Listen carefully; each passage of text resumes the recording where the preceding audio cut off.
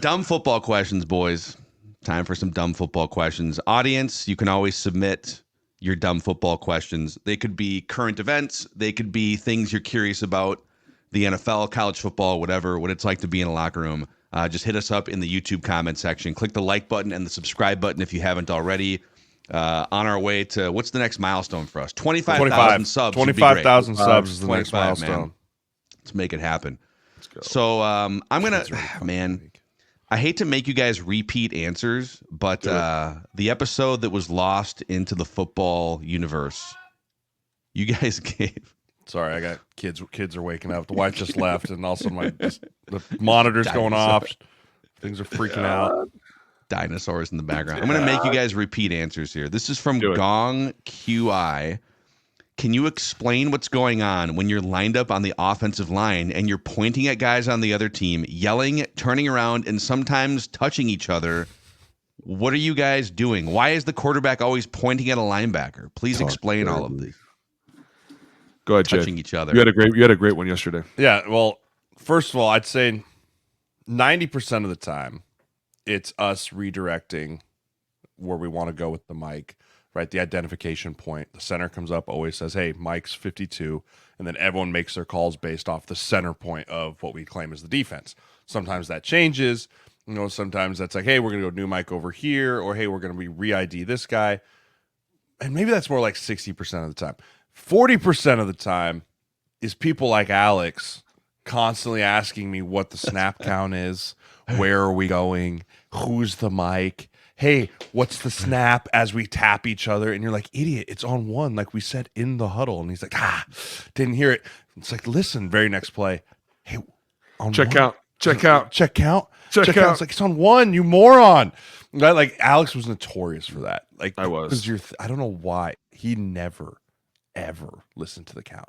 I mean, I don't know if there was like, is it just was be like okay, EDM music blasting? No, it was because I was because I was like into the play, like double right, two jet, Z Dino, and then all of a sudden I'd be like, all right, so this is the formation, and then I'd say like, ready break, and I'd be like, shit, we had one or on two, and it was weird because, we talked about this yesterday. Exotic counts are very rare. Like we're very rarely doing an exotic count. It's normally on one or a double count on third down. Super simple shit. Every fucking time I would get to line, I'd be like, yo, check count. And they'd be like, dude, seriously? Fucking serious? Like after like week 3, they were just like Monday, dude. Everybody knows now too. That's on, we had to start making and Monday is on one because it's the first day of the work week, right? First day. Yes. I don't know why. Sunday was the quick. Monday was 1. Tuesday was on 2. But then you have a bunch of colors. Right, you've got brown, you've got green, you've got gold, you've got white, you've got red, and sometimes they're nothing colors. Like literally, sometimes they mean nothing. Right? Sometimes what does like nothing. Red 98 mean, or blue 42? It depends if red's a live color or not. Right. Is Black red a live 80, color? White 80, white 80. Yeah, all that stuff depends on what color's live. Yeah. Right, and then some colors are dummy, and then other ones are kills. Right, like so if they came up and they used to say like, hey, black 80, we knew that we were killing it to 80 protection with the black, right? Like because the black was a live kill color, right? But we knew like brown, if he came up and says like, hey, brown 22, it's a completely dead trying to get them jump off sides. Like it's gonna be brown a couple times, then he'll switch it to blue when he actually wants the ball, right? Like and so there's just a couple like color cadences that go in there that mean. They don't really mean a whole lot, or they can mean everything, and that's why you kind of got to switch that stuff up. You should listen this year and see if you guys can see it more, because we always can tell when we're listening to the game, and you can hear like a blue 8's on, and then all of a sudden it changes green 9. You're like, all right, they're live. Yep, instantly. If the color changes, they're going live. Or so if they like blue set HUD, and then normally nothing it's black happens. And white. Black 8. But then the second color means they're switching the play up, or the original play is live. Red could mean right.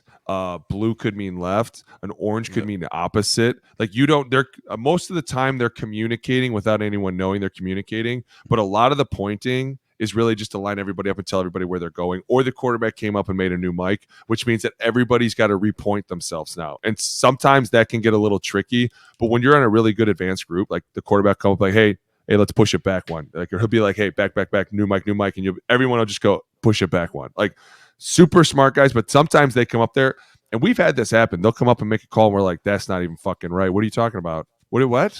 No, can't do that. Or you'll have times where the center will try and mic the fucking corner, and you're like, nope, can't do that. Jeremiah, you're laughing because you remember. And he didn't even take himself up on that one, did he? No, didn't even wear it in the meeting room. He let all of us fucking eat that one too. I was like, you just realized you mic'd the corner, right? Tony told me to. That's a fucking lie. Ding. We dinged him on the field. Like, ding. That's a fucking lie. It's great. I mean, the best though is the color cadences as far as like when a quarterback will be trying to get the ball going, right? That's when you'll be like sitting there like trying to hit like, hey, what's the count? And all of a sudden you hear the quarterback be like, Delta, and you just turn around and freeze. And you're like, all right, next thing out of his mouth, like the ball is coming, right? It was Delta with San Diego, turbo. You hear it all the time, turbo with the Rams. On the quick, Daytona. where it's head bob go, Daytona, right? There's like certain code words in the snap count that'll just be like, hey, next words out of my mouth, the ball's coming, Live. be ready. We're gone. Right? Yeah. Like you can be in the middle of a conversation, all of a sudden you hear Delta, like it's like, oh, freeze, because I'm getting ready to go. Right. So there's more of that comes into it too. I would think because some of these like Jay played with Phillip Rivers and Boone, you played with veteran quarterbacks. I mean, Bradford, even Alex Smith had been in the league for a long time. Like if you're a veteran quarterback who's been around for 8, 10, you're in your 33 years old, 35 years old, but you're playing with sometimes like 22, 23-year-old young offensive linemen. Like Peyton Manning wanted to be up there doing calculus, right? He wanted to be putting out dummy calls, and he's looking at the Ravens defense trying to confuse them. How much like tug of war is there between what a veteran quarterback wants to do to confuse a defense versus what the offensive line can handle and the rest of the guys Zero. on the You go as far as your quarterback wants you to go. And if you can't, they'll find somebody that can. And I can say that's from experience because in San Francisco, we had like 800 plays a week. And it was basically if Cap can carry the load, everyone else can too. And it was more of like, how much weight can you take off this quarterback? How much can we get on our plate? And how much can we free up his mind? But at the same time, like, dude, if they want to go, you're fucking going. They don't care how young you are. Like, they're going to push you to know everything. And honestly, the more you know as an offensive line, the slower the game's going to go. If you get up there and you have questions and you're like, I think this is this, then you're fucked. You get up there, you got to know everybody what they're doing. This guy's here because of this. This safety's going to start to roll down. And then the minute they do it, you're like, all right, it's just like I thought they would. Like all of a sudden it's playing in your mind and you just keep going. I think what's fun is the more that they start playing checkers and you're trying to play chess, like they're just trying to battle it out. And you're like, listen, we're going to think this through as an offensive line. There's a lot of communication, but like Jay said, it's funny because every now and then we'll be fucking like everyone's yelling at each other, right? And all of a sudden you're here, Daytona, and everyone's like, fuck, because there's no more talking. Ball is literally coming right now, and you're just like, well, here we go. Fuck it. Hope we're lined up. I hope we're right. Here we go. Pray. Okay, this is from T-Man Tom. What does an offensive line coach do? And how much difference does getting a new coach actually make to an offensive line? This is a great question. This is. Go for it, Booney. Oh, Whenever man. I'm at practice as a fan or media member, I just see like the offensive line coach berating and yelling at guys. Oh, yeah. So, like what All the else are time. they doing? Number one, we love our O-line coaches. Like you have a deep respect for all of them. They're very harsh. They are very shrewd. They are not afraid to let you know when you fuck up. But dude, they are awesome. They are the leaders up front. They are the ones that have all the answers. Played for a ton of great offensive line coaches: Mike Solari, Chris Furster, Tony Sperano, Jim Bowman. I played for some of the greatest. They're the guys that at the end of the day, they got to be the toughest dudes. Like no matter what, they can watch the most film. They can take the biggest tongue lashing in front of you from the head coach or from the defensive coordinator. Like they're always putting themselves out front, and they're never, and I'll say this right now, the best O-line coaches I had were never afraid to get their head cut off for us. Like they'd stand up and be like, this is my fault. I should have did more. I should have said more. I should have pushed more. And I've been in the rooms when they were like, that was me. And you're like, it's probably more me because I'm the one that didn't throw my fucking hands, but okay. Right. But you see this coach just eating it in front of the head coach. Like, nah, it's my fault. I should have been on him more about this. I should have told him more. This is on me. You're like, God damn, I like that guy. Right. Because he knows you're getting the shit beat out of you. And he knows mentally you're eating it in your head, like, man, I really fucked this up. But just even hearing him say, like, hey, that's on me. I should have pushed him more on this. Mike Stolar used to do that all the time. But I think there's a balance to that because I had an offensive line coach that did that, but it was like obnoxious. Right, where it was like every mess up. Oh yeah, I'm not saying like, every mess like, up. Oh, but no. like, you know, like we would be in the team meeting when we'd be watching film as an offense, and like, yeah, like a guard would get cross-faced, right, and the coach would be like, Dable would be like, hey, what are you doing here, Wyatt? Why you get cross-faced? Oh, coach, it's on me. That's on me. Shouldn't have let him get, like, I should have coached him up better. Was your like, hey, offensive line coach Andrew Luck? Like, no, but like it was literally like, why didn't you guys be up to this? Why didn't you guys be up to this linebacker, coach? I'll wear that. They should have beat up to that linebacker. That's on me. It's like, we appreciate you. I get what you're saying, but like this is getting obnoxious and out of hand. Like we are big boys too. Like because then we get because then you get back in the room. He's like, all that's on me, all of it, and we're like, I appreciate you. But like at one point in time, you're making us look stupid by just sitting back there like we're children, Right. and that we screwed everything up, right? Because you didn't get us coached up, and now we all look like idiots. But like there is a fine line to like wearing the bullets and also being like, all right, here's enough rope. You can go hang yourself if you want to, right? Like you can handle this like a big boy. Yeah, no, I 100% agree with that. But then there's times where like something big will happen, and in your mind you're like, I had no idea. We were like, best case scenario, ready? A screen, backside screen, linebacker walks up. You know, you always got in this, like, are we squeezing this? Are we not squeezing this? What are we doing, right? You fuck that up, and the coach would be like, that's me. I should have told them that. You'd be like, God damn, this dude's got my ass. But I agree with Jay. There are times where you just get the fucking shit beat out of you, and they're like, that's on me. I'll wear that. And you're like, well, the fuck is that your fault? I should have thrown my fucking hands. Like, I get that 100%. But I will say this. It's got to be really, and I don't know, it has to be really hard to be an O-line coach come week 10, right? Like you're watching a lot of guys walk in really, really fucking beat up. And you have to look at them and be like, hey, pussy, stop being a pussy. And you're like, in your mind, you're like, this dude is getting the fuck smacked out of him every day. And I'm telling him to be tougher. Like, I can't imagine how hard that is. I can say this to the coaches that think that they're working that aren't, we're not fucking stupid. We see you not working. And to the coaches that are working, I think that we respect them more than they know. To the point that like when players talk about them behind their back, you're like, that's my dude. Chill out. Okay.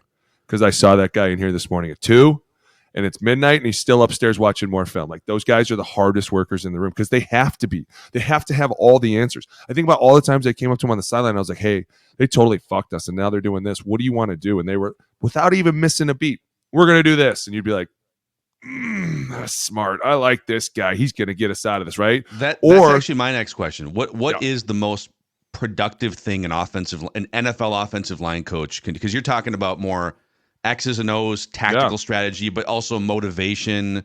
Then there's like technique. Like what is the single most important thing a great NFL offensive line coach does to help you? I would say that the number one thing is he finds a way to read the room year in and year out and change and adapt his coaching style to what's best for those 5 guys, right? Because it's really easy to it's such a turnover league. Every year the room's different, right? Like always there's new backups, maybe probably new starters.